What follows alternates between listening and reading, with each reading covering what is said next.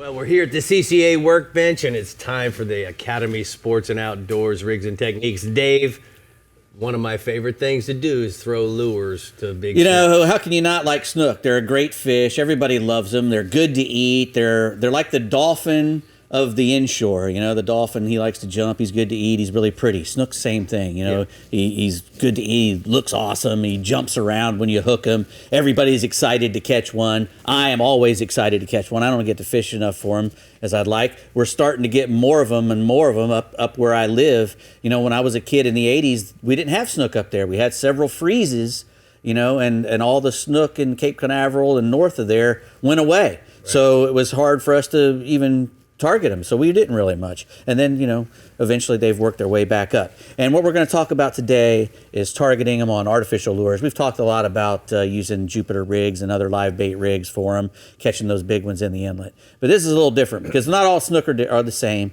You know, they come in all different shapes and sizes, and those snook that come during the summer in the inlets, they're the big breeding females. You know, they're the bigger ones.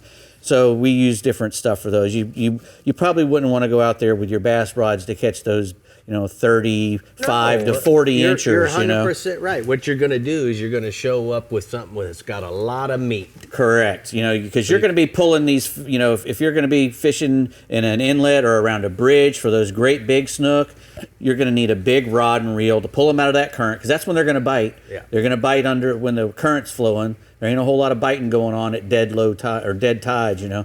So they like it when that current just turns and starts to go out is the best. Right. And if you get a good outgoing at dawn or dusk, that's even better still. Right. They will bite at any time of the day, but they bite better at night and at dawn and at dusk. Yeah, and this 8-foot Fenwick allows you to throw your bait a long ways, but then you got the horsepower from the middle part of the rod. Once you hook one up too, yeah, that's what you're going to need. And you know, you're going to need a big lure like this, one of these sliding lures from R&R Tackle. Right. You know, these are called a sliding lures because they do this little doodad here. Right. All the weight's in this bait, so when the fish eats it and starts slinging it around, it gets far enough away from him that he can't use it as a de-hooking device. And this would be the perfect outfit to fish in an inlet at night, around the docks, whatever. Right. Now, but if you're going to be, you know, fishing some of those other docks, you know, during a different time of the year or up on the flats and stuff like that, you're going to be fishing for snook that aren't as huge, but you're going to catch a lot more. Right. You know, you're going to catch a lot of them. So you're going to want to use some of your bass type stuff. 15 to 20 pound braid should be fine. Yeah, that's what this is. With 40 to 60 pound monofilament leader, you know, depending on,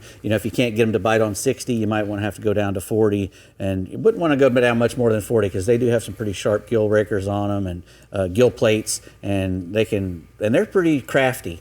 A snook will run to the pole. You know, if there's a dock or something around, he's going to run to it. Now, as far as some of the baits, when you're talking about catching some of those littler snook up on the flats and in the mangroves and stuff, a lot of times they're eating smaller baits and your little shrimp and crustaceans and whatnot. So you're going to start using, you know, things that'll imitate that. You know, the little sea shads there, an 1/8 ounce to a 1/4 ounce jig head.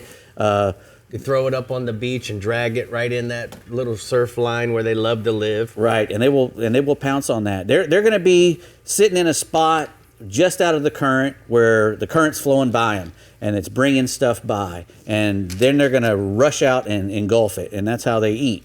So that's kind of the things that you're going to want. You're going to want baits that'll simulate either the shrimp or the bait fish being flushed out with the flood tide. Well, speaking of bait fish, so this Berkeley stick shad, correct. Tell me that doesn't look like your thread fin that Holiday loves to use. Exactly. Or this juke, which looks like a pinfish or whatever. I mean, and what's cool about the juke, you know, this, you can fish this one a little bit deeper. It's a heavier bait and can fish deeper. This one has a lip, but the lip's not to make it go deeper.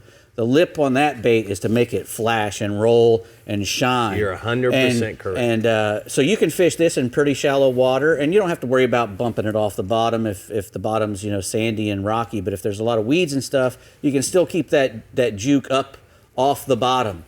You know, just pulling it from the top, you know. Manipulating the rod tip. Right, and maybe, you know, speeding it up a little bit. Now, Ron Houston, the Midnight, his favorite thing to do is to throw a rattling type of lipless crankbait like this war pig. Right. Because he can throw it a mile, and it's idiot proof for all of us. It And can they just eat, a reel lot of it things back. eat it too. Not only snook, a lot of other things will pile on that war pig. Exactly. And again, it's good because it's heavy.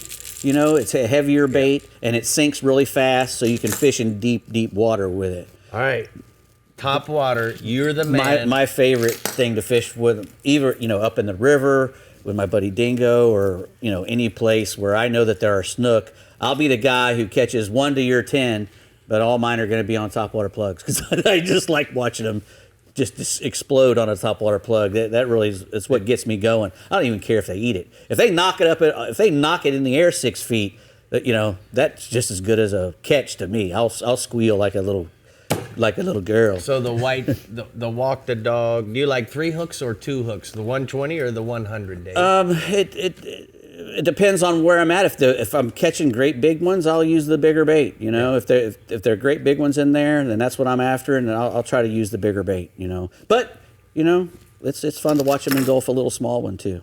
Guys, that's a great point. If you ever want to catch a big fish, you can eliminate a small fish bite by going bigger. Mm-hmm. He'll tell you that when it comes to offshore fishing as well. Yep, you put true. a big bait out to catch that blue one, you're going to eliminate those 30-pound mahis from eating it. That's right. Right, Gentlemen, Brie? Dave, that just happened to me when I was fishing with Ronnie Houston. A snook just kicked my topwater 6 feet into the air. I squealed like a little girl. Exactly. The little girl that I am. I would make that same sound. It was so exciting. I didn't even catch the fish, but it got me going.